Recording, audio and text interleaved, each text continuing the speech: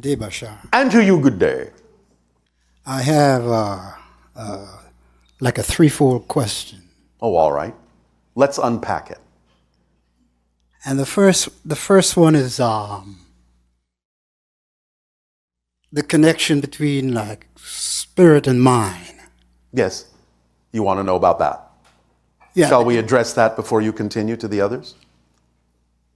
We can address that one first, yeah. All right. Spirit is your natural state, a non-physical expression of your existence as a consciousness, or what might be called soul at first. The soul then, in desiring to have what you would call a physical experience, will in a sense create a division within itself. And in that division, there is the non-physical higher mind that remains in spirit to act as a guide for the physical mind that is then created in order to have the physical experience. When the physical mind, which is composed of belief systems that reinforce the validity of physical reality as being real through the idea, the reinforcement through emotions and the idea of thoughts and behaviors and experiences that reinforce the belief system, that is the structure of the physical mind. And as the physical mind has its physical experience, it sort of takes the unfired clay of the soul and starts turning it into the ceramic of the spirit that is specifically representative of that particular personality's experience in physical reality, which is then used by the soul to expand. So soul, higher mind, physical mind, spirit through the experience, back to the soul. Does that make sense? Well, yes, you're getting there. All right. So, for instance, Yes. I consider myself always in high spirits. Well, all right. Always in high spirits. Yes. But not always in correct mind. So I'm trying to All right. Yes. sync those two. Yes. So the High idea... spirits, Yes, I understand. correct mind. I understand. So the idea of the mind not being aligned with the high spirits is due to belief systems that construct the physical mind, and whether or not those belief systems are out of alignment with who you truly are as a spirit or in alignment with who you truly are as a spirit. So the idea is to examine what belief systems you might be holding on to, maybe even unconsciously, that are out of alignment with who you truly are vibrationally. That's the process by which you bring the mind, the physical mind, into alignment with the spirit. Does that make sense? Yes, yes. So fear-based belief systems, negative-based belief systems will always push you out of alignment with your true vibrational spirit. Positive belief systems will bring you back into alignment with the vibration of your spirit. It's as simple as that. So finding out what those belief systems are that are making you out of alignment and letting them go will bring you back into alignment with your high spirits as a mind.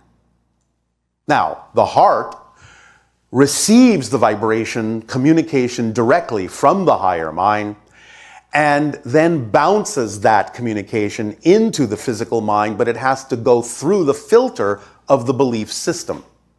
So the heart reminds you, in a sense, as a physical reminder of who you really are, and thus gives you an opportunity to examine what belief systems the physical mind may be holding on to in its construction that isn't allowing it to receive that communication as clearly as it could. Yes? Does that make sense? Yes. All right. Does that answer your question? The first question, yeah. Yes, I know. Does that answer the first question? Yes. Yeah. All right. And what is your second Now, the second question is how to listen and hear better as a way to sustain a higher synchronicity. Well, again, we have given you all the formula. You act on your passion every moment that you can on whatever contains the highest amount of excitement more than any other option. You do that to the best of your ability, taking it as far as you can until you can take it no further.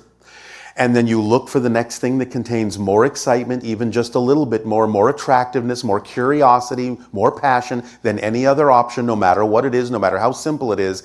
And you act on that one next and take it as far as you can until you can take it no further. And you do all these actions with absolutely zero assumption, zero insistence on what the outcome is supposed to be. And no matter what manifests, no matter how it looks, from the actions you take, you remain in a positive state so that you can extract a beneficial effect from whatever it is that manifests. Because whatever it is that manifests, even if it's something that you neutrally and objectively don't prefer, you have to know it's got to be there for a reason that could serve you. And by remaining in a positive state, as you say, remaining in high spirits and not giving over to the definition of the negative idea or the non-preferred idea in a negative way, then you will remain in a state that will allow you to receive the benefit from that thing having manifested.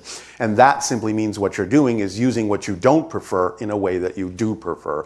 And that allows you to sustain that energy because you're making choices that are in alignment with clear definitions of who you are and what you prefer to be. Is that making sense? Well, I'll add something to that, but does that make sense for the moment? yes, because some time ago I heard you talked about that, and Yes. I went out and realized that. Yes. Do what excites you, and With, the more you do it, you get more excited. and you do that with no insistence, no assumption Right, right. of what the outcome ought to be, because the truth is, when you're honest with yourself, you understand the truth is you have no clue what the best result actually needs to look like. None. The physical mind is not designed to know how something needs to happen. The higher mind knows Right. how something needs to happen. So it's about letting go of the negative ego assumption that the physical mind is supposed to know exactly what things are supposed to turn out to be. It really has no clue. Sometimes you might coincide in the physical mind with something that manifests that is coming from the higher mind as well. But more often than not, you really have no idea what things are supposed to happen that really do serve you best. So the idea is to let go of any insistence that you do. Now, also, as you say, to maintain that particular state is simply an understanding of how things work and realizing that what we're giving you as this information is not a philosophy. It's actually literally a description of how reality works. It's an instruction manual.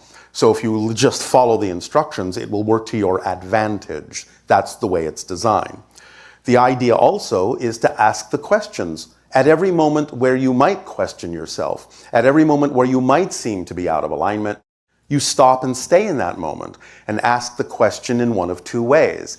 What would I have to believe is true about myself in order to be experiencing what I'm experiencing in my emotions, my thoughts, my behavior, or the overall experience of my life?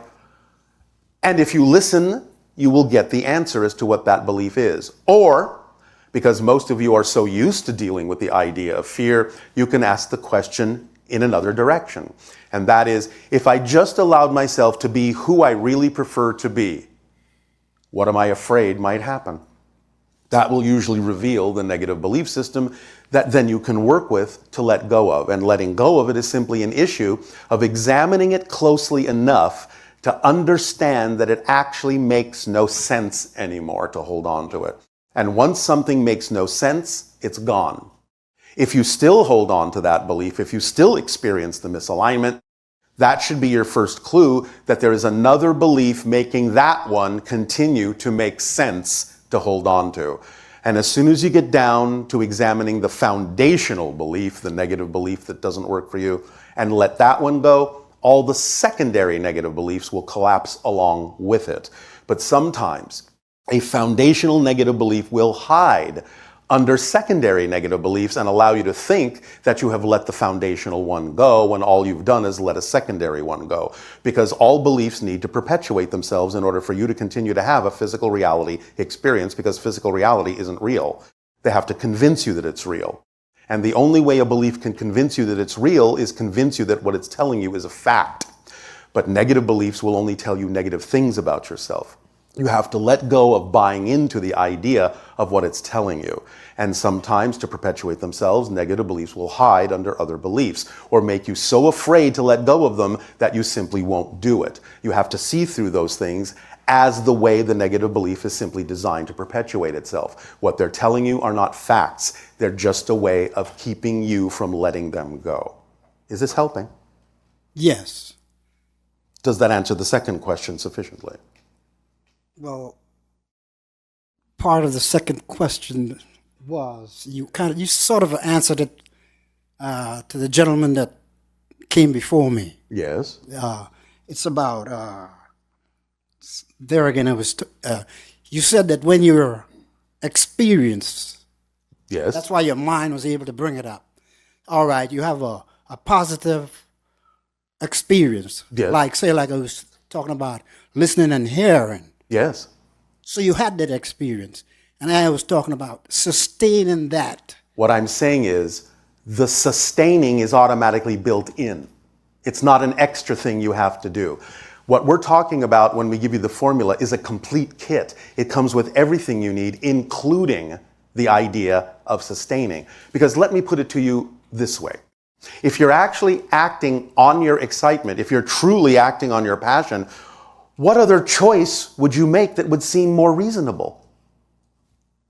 You wouldn't make another choice to do something else. So the very idea of simply continuing to choose to act on your excitement because no other choice seems sensible automatically contains the sustaining. Because you're simply not seeing any other choice as making sense. Right? Right. So if no other choice makes sense, you never leave that state, you're automatically sustaining it by no other choice making more sense. It's that simple. Does that answer it? Yes, thank you. All right. And the third? That's it. That's it. Because the answer, the gentleman before me, All right. you said something to him that answered the third. All right. How synchronous of us. Thank you. Thank you.